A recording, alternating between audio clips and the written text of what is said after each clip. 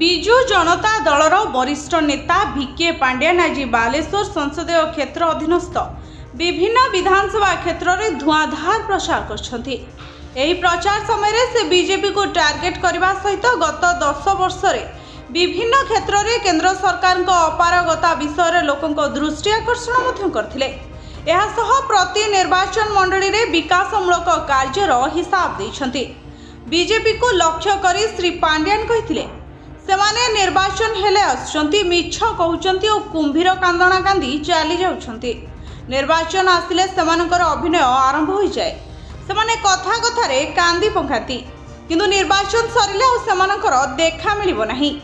Bahru आसुथुबा नेता आसी बड़ बड़ कथा कहि दे चली जाउछंती। नवीन बाबूंको मागणा बिजुली कथा सुनी विरोधी को करेंट लागि जाइछि।